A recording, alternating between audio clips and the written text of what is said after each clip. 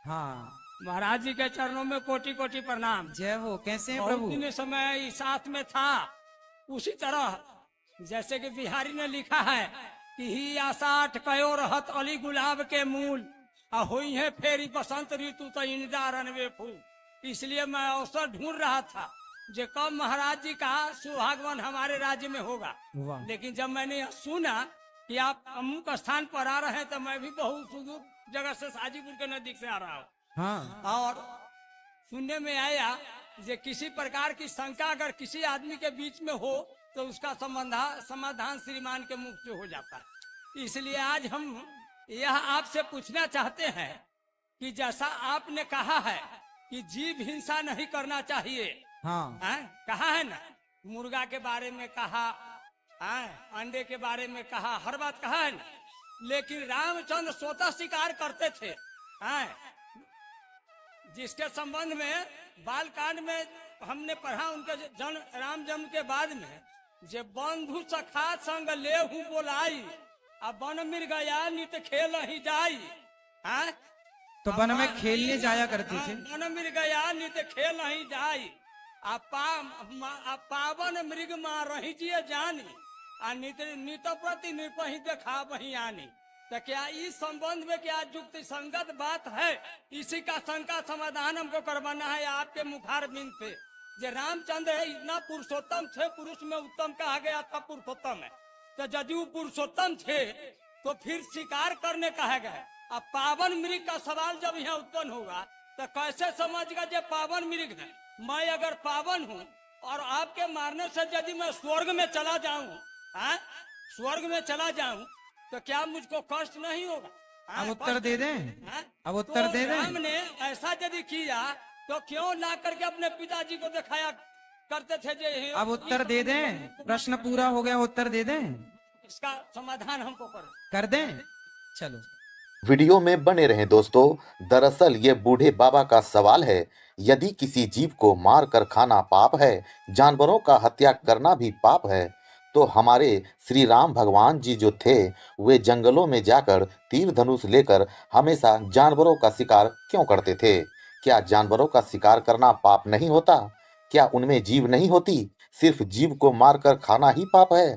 दोस्तों, इस बूढ़े बाबा की सवालों पर गुरुजी क्या जवाब देते हैं, आइए वीडियो में आगे देखते हैं। इनका प्रश्न ये है कि भगवान राम भी तो मृग को मारते थे, है ना? तो मृग भगवान राम मारते थे तो हम लोग क्यों ना मारें? रुकिए सुनिए, बहुत बात है, सीखिएगा। बेटा बैठ जाओ, सब बैठ जाओ। देखो ऐसा है, दादाजी समझिएगा, दादाजी समझिएगा, समझो समझो।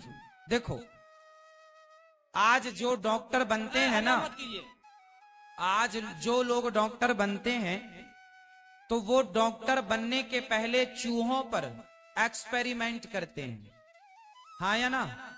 चूहे को इंजेक्शन लगाते, उसका पहले फाड़ते हैं, उसे ऑपरेशन करते हैं। इंसानों का इलाज करने के पहले डॉक्टरों को बंदर का और चूहे को इन पर एक्सपेरिमेंट कराया जाता है कि आपको सही आया कि नहीं। उसी प्रकार पहले के जमाने में जो राजा हुआ करते थे, राजा, उन राजाओं के राजकुमारों से कहा जाता था जाओ जंगल में जाकर हिरण का शिकार करके लाओ ताकि देख लिया जाए कि तुम्हारा निशाना कितना पक्का है, और शेर का शिकार करके लाओ ताकि देख लिया जाए कि तुम बहादुर कितने हो, ताकि प्रजा की रक्षा कर सको। ये बातें सिर्फ राजकुमारों के लिए थी, आम जनमानस के लिए नहीं। मैं चूहा मारूं तो पाप लगेगा, आप चूहा मारे पाप लगेगा, पर डॉक्टर चूहा को एक्सपेरिमेंट करते समय चूहा मर जाता है, वो उनकी पढ़ाई का हिस्सा है, समझ रहे हैं? वो उनकी शिक्षा का हिस्सा है। उसी तरह उस जमाने में हिरण का और शेर का शिकार करने के लिए राजा इसलिए भेजता था कि शेर का शिकार करके आएगा तो प्रजा निडर हो जाएगी कि जो शेर का शिकार कर सकता है वो अपनी प्रजा की रक्षा कर सकता है। तो एक राजा को इस प्रकार के एक्सपेरिमेंट से गुजरना पड़ता था। तो वो राम एक राजकुमार थे और भावी राजा थे, इसलिए उनको इस एक्सपेरिमेंट से गुजारा गया। और ये छूट केवल राजाओं के लिए है, सबके लिए नहीं। और दूसरी बात, जंगल में जो उद्दंड हिंसक पशु हो जाते थे। जैसे गांव में कोई बैल ऐसा होता है जो सारे को मारता है, तो ऐसे जो जंगल में उद्दंड कोटि के जो प्राणी हो जाते थे उनका शिकार किया जाता था, हर जीव जंतु का नहीं। ठीक है, इसलिए राम जी एक राजकुमार थे, भावी राजा थे, इसलिए राजाओं के लिए ये अधिकार था जैसे डॉक्टरों के लिए चूहे को मारने का अधिकार है, बस ये अधिकार था। ठीक है।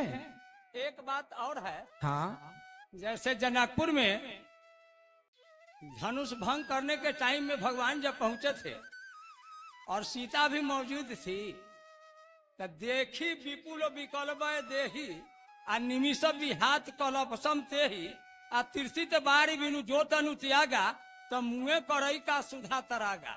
इससे कहने का तात्पर्य है कि जैसा मानस में तुलसीदास ने इस चीज को उद्धृत किया है, राम की ओर से जैसा उन्होंने लखन को इंडिकेट किया, तो मेरा कहने का मतलब है जो अमृत हर मृत प्राणी को जिंदा करने में सक्षम है, तो राम ने अपने मुखारबिंद से क्यों कहा था जे तिरसित बारी बिनु सीता को देख करके जे तिरसित बारी बिनु जो तनु त्यागा तो मुँह करई का सुधा तरागा। इससे साफ जाहिर होता है कि मृत प्राणी को अमृत जिंदा करने में सक्षम नहीं है। ऐसा लिखा तो क्यों, जबकि हम लोग आप तक जान रहे हैं कि मृत प्राणी को जिंदा करने में अमृत सक्षम होता है। ऐसा उन्होंने मेंशन किया तो क्यों किया, इसका आंसर हमको चाहिए। क्योंकि बढ़िया कहा, क्योंकि राम स्वयं चलते फिरते अमृत हैं। राम का दर्शन से ही व्यक्ति अमर हो जाता है। रावण को राम जी ने मार दिया, मार ही तो दिया, पर मर के भी वो अमर हो गया कि नहीं? अमर है या नहीं? रावण मर के भी अमर। शबरी को छू लिया राम जी ने, अमर हो गई। राम जी ने जिस जिसको देखा, राम जी जिस जिसके घर गए, सबको ही अमर होते चले गए। तो राम खुद चलते फिरते अमृत हैं, इसलिए वहां ये बात कही गई कि राम को ही अमृत कह दिया गया। स्वर्ग के अमृत को पी लेने से स्वर्ग की प्राप्ति होती होगी, पर स्वर्ग के अमृत से करोड़ों गुना श्रेष्ठ भगवान के दर्शन का अमृत है। राम जी के दर्शन का जो नयनों से पीने वाला अमृत है, वो उस स्वर्ग के अमृत से करोड़ों गुना श्रेष्ठ। तीसरी बात मैं आपसे सरकार यह पूछना चाहता हूँ, जिस समय पंचवटी में मारीच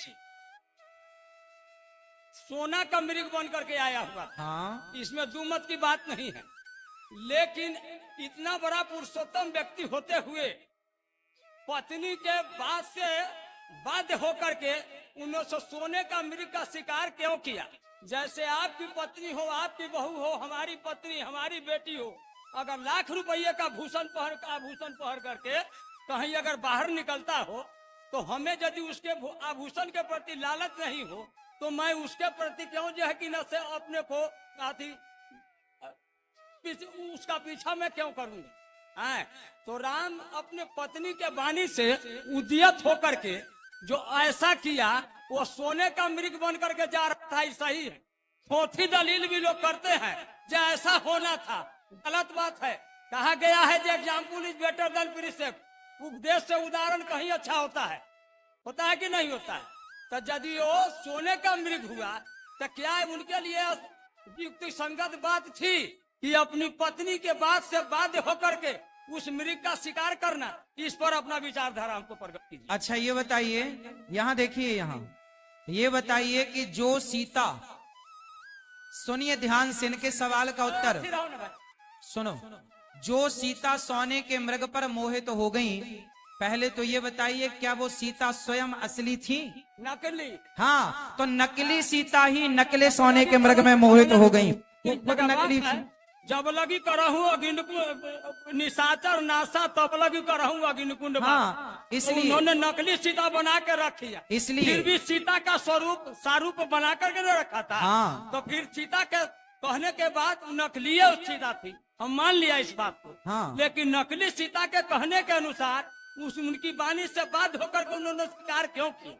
भाई सीता नकली थी और मृग भी नकली था, समझो। सीता नकली थी और मृग भी नकली था, और मृग भेजने वाला कौन था? रावण। रावण राम जी की परीक्षा लेना, रावण ने कह दिया था, रावण समझ गया था कि खर दूषण सम मोहि बलवंता तिन्हि को मारे बिनु भगवंता। ये खर दूषण को मारने वाला कोई इंसान नहीं हो सकता। रावण को संदेह हो गया कि ये राम भगवान है, तो रावण को लगा कि चलो परीक्षा ले लेते हैं, यदि राम भगवान होंगे तो वो मैं पहचान लूंगा। फिर क्या हुआ, रावण ने राम जी की परीक्षा लेनी चाहिए, तो सोने का मृग बना के भेज दिया, यदि इसके पीछे भाग गए तो मैं समझ लूंगा कि ये नकली है। तो राम जी बोले कि रावण परीक्षा ले रहा है तो उसकी परीक्षा में फेल हो जाते हैं। तो राम जी रावण की परीक्षा में फेल हो गए, क्योंकि आगे की लीला करनी थी।